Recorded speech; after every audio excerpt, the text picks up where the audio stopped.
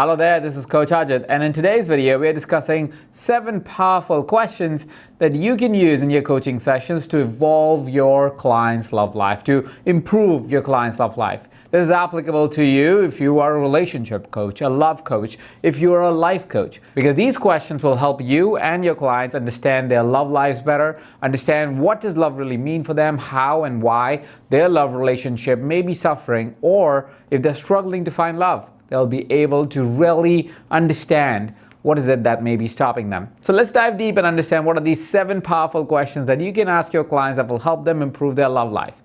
To improve our love life, our relationship, hit that red subscribe button and that bell icon so every single time I post a new video as amazing as this one, you can get a notification so you can stay abreast and become a better coach every single time you watch one of these amazing videos. Now enough about our love relationship here on YouTube. Let's talk about why is it that it is so important for a relationship coach, a love coach, or a life coach to really understand these questions. In the past several decades, love, the meaning of love, how relationships pan out has evolved. You might have noticed we have increased cases of infidelity, divorce rates have gone up, and more people are choosing to be single. What is it about the modern life that is leading to such consequences? Is it that we are giving up on love? Is it that we are giving up on relationship? Is it that we don't need partners anymore? Is it that we don't really love our partners? Well, if you would really lean into understanding why these relationships fall apart or we struggle to find relationships, it is because while society evolved, we didn't evolve our definition, our understanding of love and relationship. As society evolves, your role as a love coach, as a dating coach, as a relationship coach, as a life coach becomes more and more important. You see, as society is evolving, we are becoming less and less conscious of what these critical words actually mean. We are so concerned with our careers that we forget that love is a very important dimension in our life, and we don't really focus our time, effort, and understanding towards it. Your job as a coach would be to bring attention towards these things, not only in your life, but in the life of your clients. So let's dive deep and understand what could be some of these powerful questions that you could ask your clients that will help them evolve their love relationship, evolve their understanding of their love relationship. I am in no way saying one way of doing relationship is better than another. I'm in no way trying to advocate a particular style of relationship. What I'm hoping to achieve with this video is that you can help your clients understand relationships better, their relationships and their understanding of relationships better. And in the process, hopefully you enhance your understanding of your own relationships. I'm very excited to share these questions with you. Let's dive into the first question. The first question I invite you and your clients to ask themselves is, what does being loved feel like? You see, as of now, an understanding of what love or being loved feels like may be based on what society has defined love. Sometimes, based on the culture that you grew up in, society may have defined being loved simply means being loyal, simply means being there when in times of crisis. But does that really mean that you, in this modern time, actually feel loved when somebody is just there in times of crisis or just as loyal? Or does that mean something different for you and for your clients? What is it that will actually make you feel loved?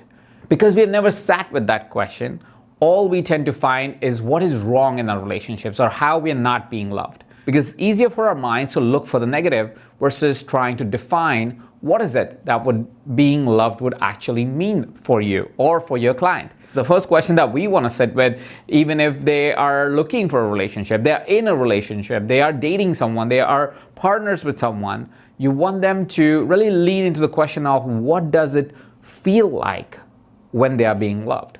And the reason why we want to identify that feeling is because as they identify that feeling, they will also be able to really lean into, are they feeling loved right now in that relationship? Or are they not feeling loved right now in the relationship they are in? And what is it that their partners can even explore for them to feel like they are being loved? It's an important question, and most of our clients would not have sat with it. So ask your love coaching clients or relationship coaching clients, your life coaching clients, what does it even feel like when they're being loved? The second question is inspired by one of my favorite books on love called The 5 Love Languages. This book talks about how we as human beings tend to feel or communicate love in 5 very specific ways most often and most consistently. And if we understand what is our love language and what is our partner's love language, we can communicate love more effectively. The first of the 5 love languages is words of affirmation. This is where you are affirming your love to your partner. Do you like being told again and again by your partner that you are loved and that you're loved in specific ways, that you're appreciated for the different things that you might be doing in a relationship or out of the relationship? Does your partner love that particular kind of communication? That would be the first love language, which is words of affirmation. The second way to communicate your love to your partner, and that may be a priority for you and your partner, is physical touch. Do we enjoy hugging each other? Sitting right next to each other, cuddled up? Is it that your partner really feels loved when you rub their hand a little bit or hug them from the back and cuddle them up? And do their partners feel the love when they're physically affirmed that their partner is right there by them and that they feel the love when there's a physical touch involved? The third love language is gifts. Do you love receiving gifts or do you love giving gifts? Because either of those could be a way that you like to communicate your love. Sometimes what happens is that we like to give gifts, but the person who's receiving it doesn't really see it as an act of love. So you want to be aware, and your clients want to be aware, if they love receiving gifts and they love giving gifts, both of the acts, because if they love giving gifts, that might be a way they like to communicate their love. But if they don't love receiving gifts, it might not be the way that love can be expressed to them, and so we need to explore what other ways they may feel love. The fourth way one feels love from their partners and from their loved ones is through quality time. Quality time is when you take out the time from your busy schedule for your partner. When you sit down with them and have long, meaningful conversations, or sometimes just sit down with them as they're going through the experience of life. Quality time is often unexpressed, often misunderstood, and often not really practiced in a love relationship. Because we are so busy in our lives, we forget that sometimes just sitting down with our partner may make them feel more loved than any other act of love that we can possibly perform. So go ahead and ask your client, do they prefer when their partner just sits down with them and spends some quality time together? Do they like to express their love by spending quality time with their partner? The fifth love language is acts of service. Acts of service is when you do something for someone as a service and the person feels the love when you do something for them. An act of service might be when you cook a beautiful meal when your partner comes home, or do their laundry, or fold their clothes, and so on and so forth. Anything that is a service to somebody else and you do it as an expression of love. So ask your clients, do they like when their partners do acts of service for them? Do they like to do acts of service? What you're looking for is not only how your client feels love, but also how they express love. Because if you understand how they express love, now they can communicate more effectively with their future partners or current partners on how they're expressing love, and then try to find a resonance between the partner and themselves, so the communication of love actually happens. Just the presence of love sometimes is not enough, because when it's not communicated, you may be doing something, your clients may be doing something for your partner, and their partner may not even see it as an act of love. It happened with me early on in my life when I wasn't aware of the 5 love languages. I was somebody who would always do acts of service and gifts. That's how I expressed love. And soon enough, I realized that a lot of the times when I even did something with someone, they never acknowledged it. They never appreciated it. They never really saw it as an act of love, because they didn't see acts of service as an act of love. They just saw acts of service as, you want to do something, you did it. Or when I gave a beautiful present or a gift to someone, they felt, okay, you wanted to give a gift, you gave a gift. They didn't see it as an act of love. And so I started asking not only my family members, my partner, even my team members, on what is it that will make them feel that I love and appreciate them. And I started expressing my love in those ways. I found a lot of my team members appreciate just quality time with me, to be able to sit down and talk about their hopes and dreams. A lot of my team members preferred that I actually told them how awesome and amazing they were. And some of them just simply appreciated if I would do something for them that will make them feel appreciated. Changing my way of communicating my love has dramatically enhanced the way I show up for my friends, my partners, my team members, and it has also changed the way we interact, because now we understand each other's love language, and so we can express the love that we have for each other lot more effectively. So this is not only applicable in your immediate love relationship, this actually could be useful in your workplace. It could be useful in your friendships. This could be useful with your parents or with your children. So knowing your love language and then using it effectively to communicate your love may be a powerful thing that you can help your clients facilitate so they can better their love life. They can improve their love life. The third powerful question you want to ask your client or ask in a relationship is, what do you value in your partner? Why do you love your partner? You see, there are certain reasons why we value a partnership or a relationship with our partner. There's certain reasons why we think a relationship really works. But often, as life progresses, as life moves on, we forget that valuable insight. We forget the things that now we take for granted. We forget about why we always wanted to be with the partner that we are with, why we were in love with them in the first place. Reminding ourselves of why do we value our partner, what is it that we appreciate in our partner, reminds us of the reasons why we are in love with them, reasons why we fell in love with them, reasons why we appreciate them so much in our lives.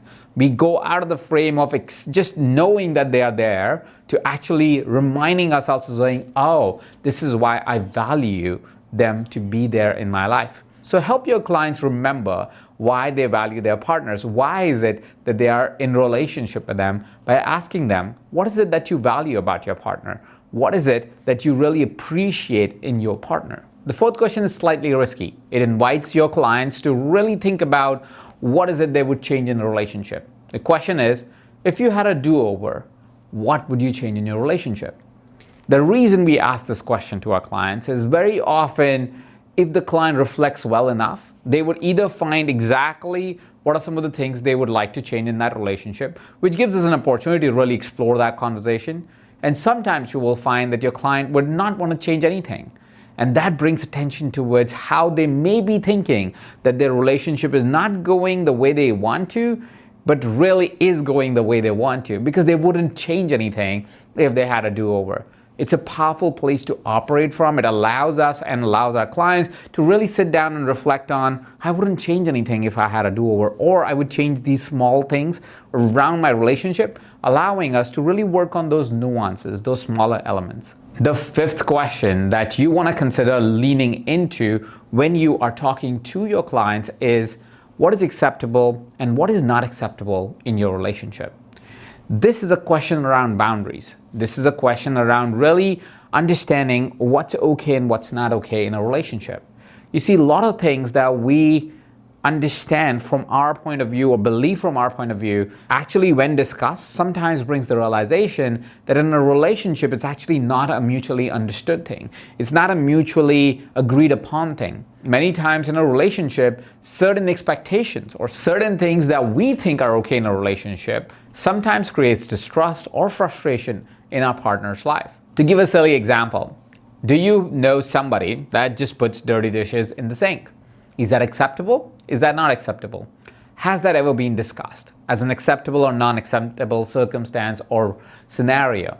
I know it's a silly example and it probably doesn't happen as often and maybe is discussed easily in a relationship, but this example can extrapolate into really difficult conversations as well. What is okay when it comes to infidelity? What's okay, what's not okay? Is it okay to flirt with somebody else even if you don't lean into anything further than that? Is that not okay to even dream about somebody else? What's okay, what's not okay? Is it acceptable, is it not acceptable? What's acceptable, what's not acceptable? Defining clear boundaries allows us to really know the scope of play, allows us to really know how far you can go in a relationship and what's okay in a relationship. What is it that we are willing to play with and what is it that we are not willing to play with? This question may lean into many things that you previously didn't even bring up, you didn't even discuss, or your clients never even brought up or ever discussed, but it'll open that Pandora's box that you do want to open, because on the other side of this difficult conversation, the other side of boundaries, lies a more beautiful and more improved relationship. The next question leans a little bit into the past of your client's life.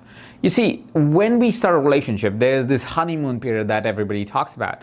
Honeymoon period is honeymoon period because sometimes we do things for our partners that we stop doing after once that relationship settles. There is certain kind of excitement that comes in the starting of a relationship, and for some reason we stop doing those things as the relationship progresses. And so the question that I want you to ask your clients to improve their love life, improve their relationship with their partners is, what is it that your client used to do that they do anymore, but their partner really hopes that they did because they really appreciated that in their client's behavior towards them? Or what is it that their partners used to do for your client that they don't do anymore, but your client really wishes that their partner did that for them? You see, asking this question can really get us to reflect on what created that honeymoon period. Why was it so exciting when you first entered that relationship, and what led to that to deteriorate over time, and how is it that we can incorporate a version of that again in the relationship? Asking this question can give profound answers and really unbox some really creative ideas that you were using or your clients were using in their relationships before and are not doing right now. So ask your clients, what is it that you were doing in a relationship that you don't do anymore, but your partner really hopes that you did? Or what is it that your partner used to do in a relationship that they don't do anymore, but your client really hopes that they did? And that brings me to the seventh powerful question that will hopefully project your client into the future and help them understand where is it that they want this relationship to go. Very rarely do we ask this question, but it is such a powerful question. We think about this question in context of business. We think about this question in context of health, but very rarely do I see individuals in relationship ask this question, partners ask this question from each other. Where do you see our relationship in 5 years? Where do you really see us going in 5 years from now? How is it that we would be operating? What will be okay? What will not be okay? How would we progress in this relationship? How do we see each other in this relationship 5 years from now? That helps us to lean into the future and really ask ourselves, what is it that we are creating as partners? What is it that we are creating as a relationship? And gets us to get into the state of saying, I'm creating this. I want to create this. And here's what I'm going to do about creating this. This allows your client to not just think about what's wrong with the relationship, but what the possibility of the relationship is. What is it that can be created in this relationship? And that is a powerful place to be and operate from when you're in a partnership with someone, when you're in a relationship with someone. So we discussed 7 powerful questions you can ask if you were a love coach, if you're a dating coach, if you're a relationship coach, or if you're a life coach and working on somebody's relationship. And I would really ask you to use the comment section below and share with me which of these questions really stood out for you. Which of these questions you were like, even I need to ask this in my relationship. Here were the 7 questions that we talked about today. What does being loved feel like? What is your love language? What do you value in your partner? Why do you love your partner? If you got a do-over, what would you change in a relationship? What is acceptable and what is not acceptable in your relationship? What did I used to do for my partner that I don't do anymore that your partner really wish that you did? Where do you actually see your relationship in 5 years? These 7 powerful questions can truly change the dynamic of a relationship that your client has with their partner. These 7 powerful questions can truly change the dynamic you have with your partner. I am sure you loved this video, so don't forget to hit that like button. I really appreciate each of that like. I really appreciate each of that comment. If you haven't yet subscribed to this channel, you know you want to become a better coach, hit that red subscribe button and the bell icon so you can get a notification every single week as we release new videos. Share it with a friend or a colleague because I'm sure they will find this video helpful. And thank you so much for tuning in today. This is Coach Ajit and you're watching this on EverCoach.